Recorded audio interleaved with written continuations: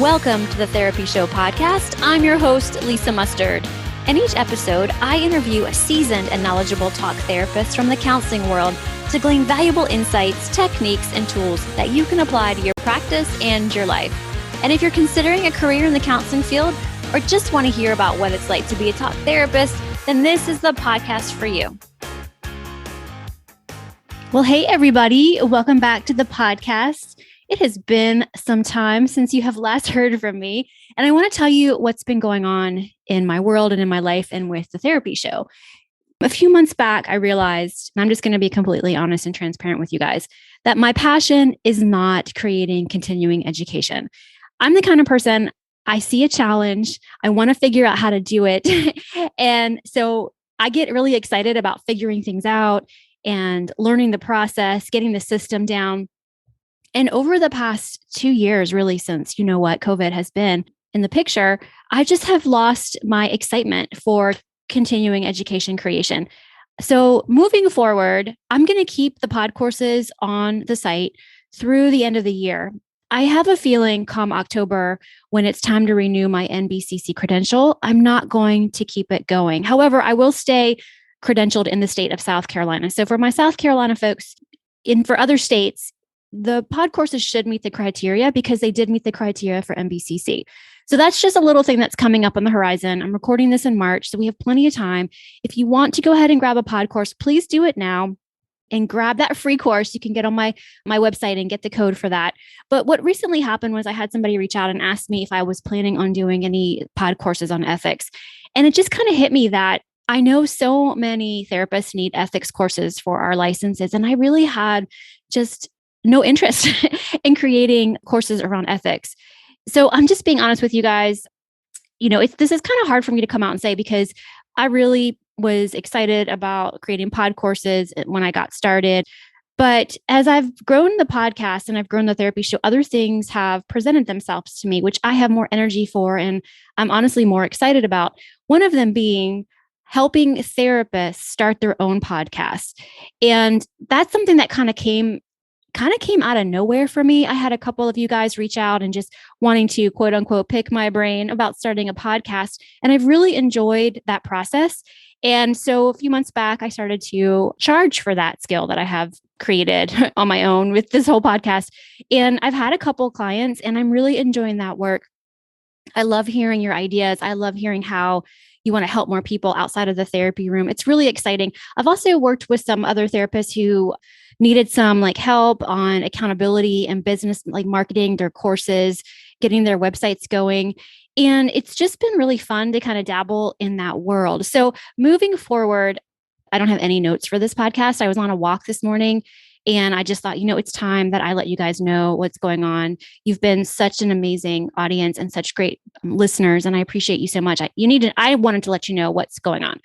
So as I think about moving forward with the Therapy Show, I don't want to stop it. I love it. I love talking to other therapists. I love hearing about what they're doing. In fact, I've connected with a great, I guess you call him addiction doctor recently, and I want to bring him on the show to talk about what he's doing.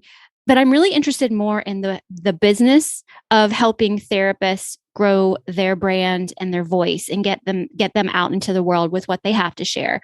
And the way things are moving quickly with technology, I feel as though sometimes the therapist world, we're a little slow to kind of pick up on these other avenues to market ourselves. And I wanted to share that podcasting has really been an awesome way to build my brand, grow my visibility, and all that stuff. And I want to help you do that if that's something that you desire. If you are thinking that you're ready to transition out of the one-to-one, the therapy room, and you want to find other ways to monetize your skill set, then I want to encourage you to reach out and let's talk. I'm happy to give you 20 minutes of my time and just see if there's something that I can help you with. So I will leave a form in the show notes that you can just reach out and we can talk and see if this is something that I can help you with. So one of the things that I get asked a lot about is really, how to start a podcast. And I want to preface this by saying, so I thought the Therapy Show, I was going to monetize it by doing continuing education courses. I thought that was going to be how I was going to monetize the show. But as I told you guys earlier, getting into it, it's not really how I want to monetize after all. So before you even think about your podcast. I want you to think about the end goal of your podcast. I want you to reverse engineer what you want your podcast to accomplish. I didn't think about that as much as I probably should have in the beginning. I just wanted to start a podcast and interview cool people and have great conversations and just get to know people. And I love that. That is one of the things I love about the skills that I have created for myself over the many years. So I want you to think about the end result first, reverse engineer what do you want to happen. Maybe you want a podcast because you really are trying to grow your practice and you want to really niche down on calling out that audience. And then from there, your call to action is book a session with me. Maybe your superpower as a therapist is you're really great at anger management and you've created an anger management course that you want to sell from your website. So I would consider, would you want to start a podcast, a limited series podcast based around how to deal with anger? Maybe you are wanting to get more into coaching as a therapist and you've written a book or you have a course and you want to then push the people listening to the call to action would be buy my book or join my course or my membership. So think about the end result you want to create before you even think about starting the podcast.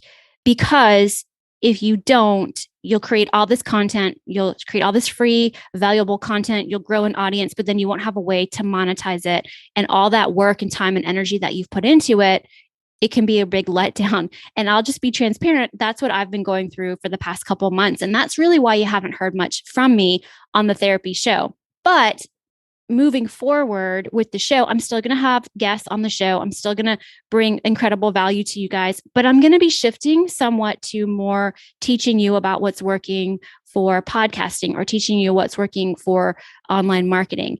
And one of the things that's really been working for me is a lead magnet, having a lead magnet to get people on my email list. And there's lots of ways that you can do that as being a therapist.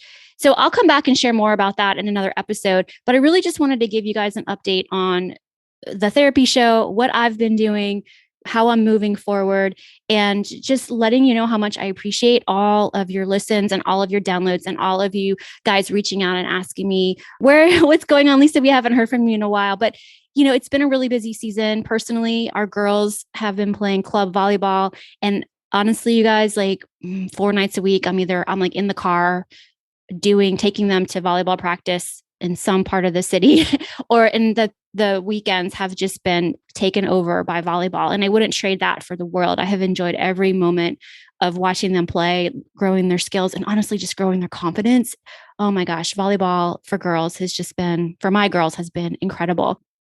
Okay. And so another thing that has been kind of hard for me, I don't know if that's the word, but just emotionally draining is social media. So I've been kind of taking a step back from social media and thinking about how I want to show up and the content that I want to create. And I always come back to the fact that I just love podcasting. I just absolutely love podcasting. And social media can be kind of a drain on my energy. And so I've been kind of cutting back on how much time I've been spending on there. So maybe you haven't seen me on there as much either. I do want to tell you that instead of being on social media, one of the things I have been focusing on, which is kind of neat, and I didn't realize it was such a thing, was Pinterest. So I've been working on my website, lisamustard.com, adding blog articles. And then I also started another podcast because I was really interested in helping people who are in social selling, figure out ways to market their business. So I did start another podcast. It's very short, just each episode is no more than like 20 minutes.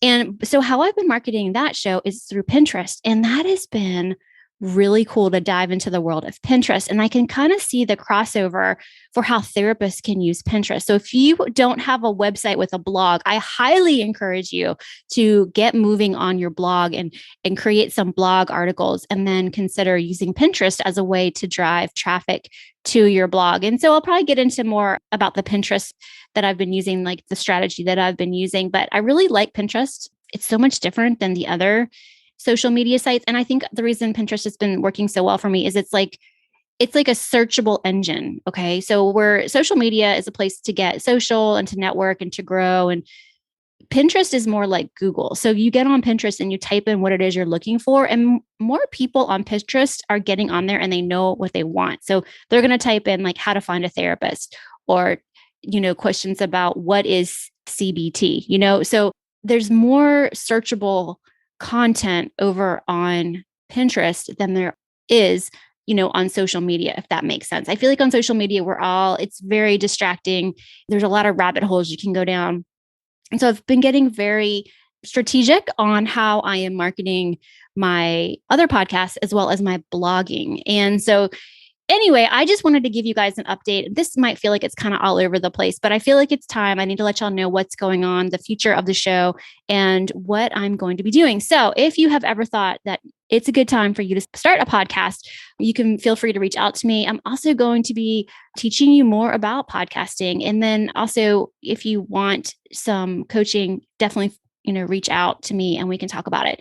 You guys are just the best. And thank you for reaching out and asking me like, what the heck is going on with you? We haven't heard from you in forever. I really appreciate those messages, and you guys have a great rest of your day. And thank you so much for being a part of the Therapy Show. And I'm so excited for not just the future of the show, but I'm excited for you and all of the awesome stuff that you're going to put out into the world. And I believe in you. All right, y'all, take good care, and I know I'll talk to you soon. Well, that wraps up another episode of The Therapy Show with Lisa Mustard. I know there are hundreds of thousands of podcasts out there, and I'm thankful you've chosen to listen to mine. Be sure to visit lisamustard.com to access the show notes and discover more fantastic content. And I'd be grateful if you subscribe to the show. Thank you.